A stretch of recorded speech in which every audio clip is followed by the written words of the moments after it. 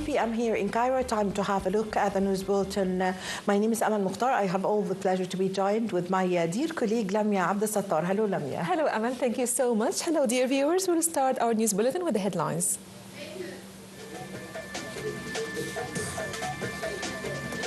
Israel kills 17 people across Gaza as its aggression grinds into New Year. South Korea investigators vow to execute Yoon's arrest warrant. And Ukraine halts transit of Russian gas to Europe after a pre-war deal expired.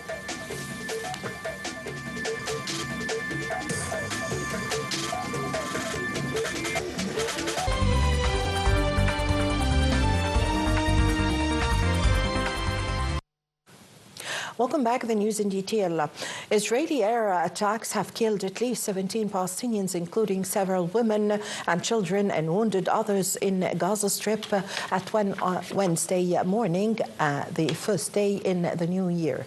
15 of the killed were martyred after an Israeli strike hit a house in Jabalia town in northern Gaza overnight as an Israeli ground incursion enters a third month amid shocking Israeli siege, evacuation orders and blowing up of residential blocks.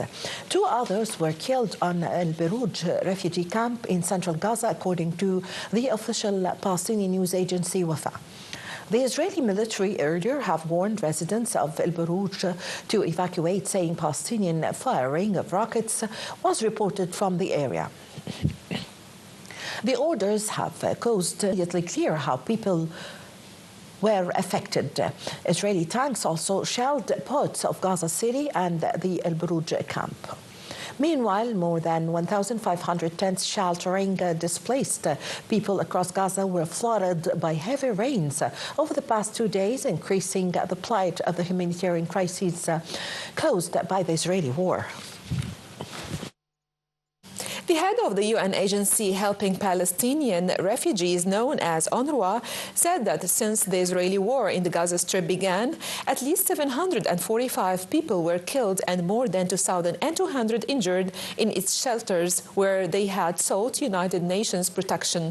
Philip Lazzarini said in a post on X that nearly 650 incidents were recorded against buildings and facilities belonging to the UNRWA, and over 2/3 of its buildings and schools have been damaged or destroyed. Since Israel began its war of aggression in October last year, 258 UNRWA staff members have been killed and at least 20 are in Israeli detention centers, while the agency verified the occupation of its premises by Israeli forces on several occasions. While Israel's Central Bureau of Statistics said more than 82,000 Israelis have moved abroad in 2024 and only 33,000 people immigrated to the country amid the ongoing war in the Middle East.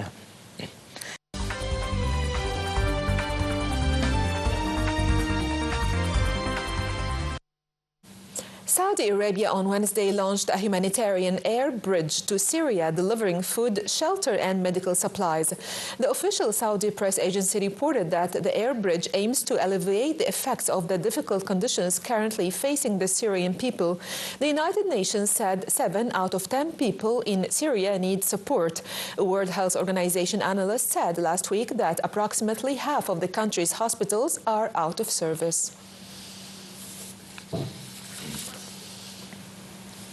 Syria's Minister of Information and the country's transitional government, Mohammed Al-Omar, said he was working towards a free press and committed to freedom of expression after decades of control under the former rulers.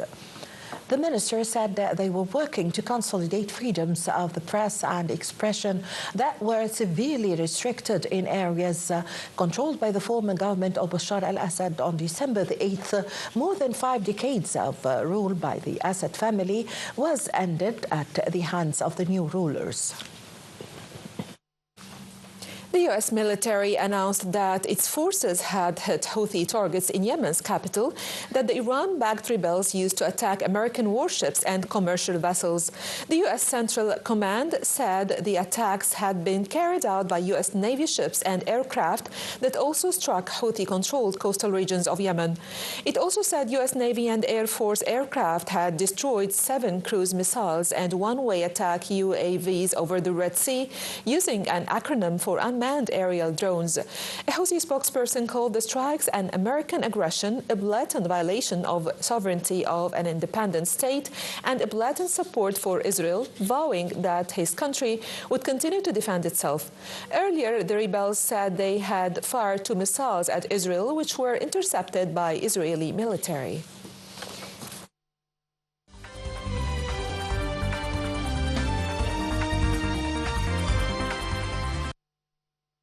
Ukraine's President Vladimir Zelensky has vowed that his country would use 2025 to fight for an end to Russia's military operation that began in February 2022. In an address to the nation overnight in Kyiv, Zelensky said that peace would not be given to Ukraine as a gift. However, Ukraine had to continue to fight to gain the upper hand both on the battlefield and ahead of any prospective peace talks. Ukraine have lost 7 times more territory to Russia in 2024 than in 2023 and is facing the possibility of reduction in U.S. military and political backing when Donald Trump takes over the White House. South Korean investigators said on Wednesday they would execute an arrest warrant for Yoon Suk-yeol over his declaration of martial law by the deadline of January the 6th. The Corruption Investigation Office requested the warrant after Yoon failed to report for questioning a 3rd time. Meanwhile, the majority of Yoon's remaining staff, including his chief of staff and special advisors, all tendered their resignations to the country's acting president, who rejected them, calling instead for unity. China's foreign ministry said Beijing have shared the most COVID-19 data and research results in the international community. Mao Wenig, a spokesperson at the foreign ministry, told a regular news conference on Tuesday that China is also the only country that organized experts to share traceability progress with the World Health Organization on many occasions. The World Health Organization implored China to offer more data and access to understand the origins of this disease, which first emerged in the central Chinese city of Wuhan in December 2020. Revelers across the world ushered in 2025 with huge crowds waving goodbye to the old year that saw turmoil in the Middle East and Ukraine. The details. From Sydney to Mumbai to Paris to Rio de Janeiro, communities around the world welcomed the new year with spectacular light shows and ice plunges. A tide of humanity washed onto Rio de Janeiro's Copacabana Beach, where authorities expected 2.5 million people to attend the city's fireworks display and dance to the sounds of Anitta and other great Brazilian performers. The New Year's Eve ball dropped in soggy Times Square, where thousands stuck it out in heavy rain to celebrate the New York City.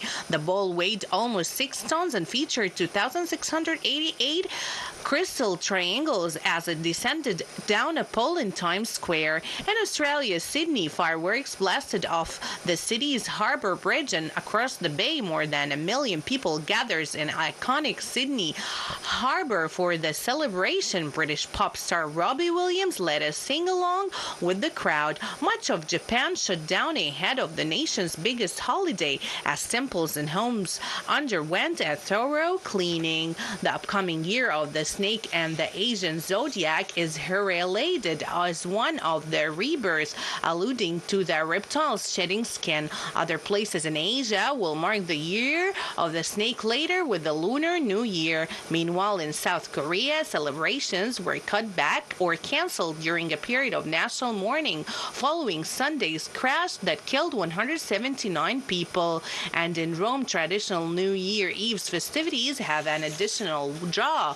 The start of Pope Francis' Holy Year, the once every quarter century celebration projected to bring some 32 million pilgrims to the Eternal City in 2025. Paris capped a momentous 2024 with its traditional countdown and fireworks extravaganza on the Champs-Élysées.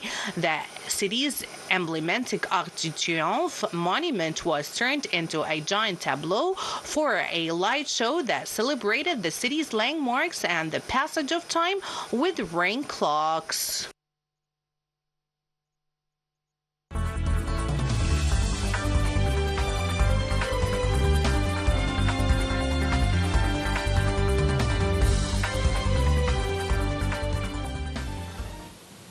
Now in the economy news, as Prime Minister Mustafa Madbouli today have chaired a weekly cabinet meeting on a number of important political, economic and social files. The cabinet followed up the progress of the presidential directives with regards to curbing inflation, continuing expenditure on health, education and social protection sectors, providing stable food commodities at affordable prices, as well as tightening market controls against manipulation. The meeting also touched on the paths of work at different development projects nationwide, in addition to procedures taken to increase investments and localize industries in line with Egypt's Vision 2030. The Ministry of Finance said that the total budgetary deficit amounted to 92 billion Egyptians in 5 months from July to November of the 2024-2025 fiscal year, equal to 3.2% of the gross domestic product. The ministry added that initial surplus was at its highest record after a notable rise of up to 170 billion Egyptian pounds in the same period, against 60.8 billion in the previous year. The record increase was attributed to a remarkable hike of 38.4% in the tax revenues during the school period. Ukraine today halted Russian gas supplies to European customers that pass through the country almost 3 years into Moscow's military operations at its neighbor after a pre-conflict transit deal expired. Russia's Gazprom has earlier said that it had been deprived of the technical and legal ability to supply gas for transit through Ukraine due to the latter's refusal to extend the deal. Even as Russian operations continued, Russian natural gas kept flowing to Europe through Ukraine's pipeline network. Russian gas accounted for less than 10% of the European Union's gas imports in 2023, down from more than 40% before the conflict.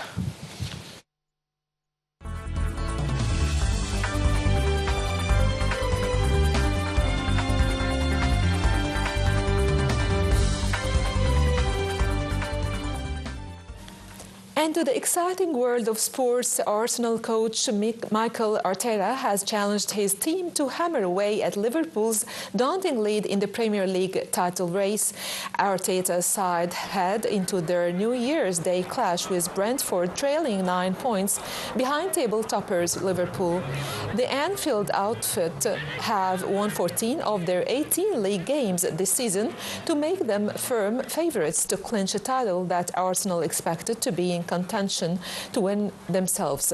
With champions Manchester City in turmoil, the third-place Gunners hoped to capitalise after finishing as runners-up for the last 2 years. Well, Australian wildcard Kimberly Birrell have stunned second seed Emma Navarro today, but defending men's champion Grigor Dimitrov have powered into the Well, with this, my dear viewers, we come to the end of the news bulletin. My name is Amal Mukhtar. I had all the pleasure to be joined with my colleague Lamia Abdel Sattar. Thank you, Lamia. Thank you so much, Amal, and thank you everyone for watching.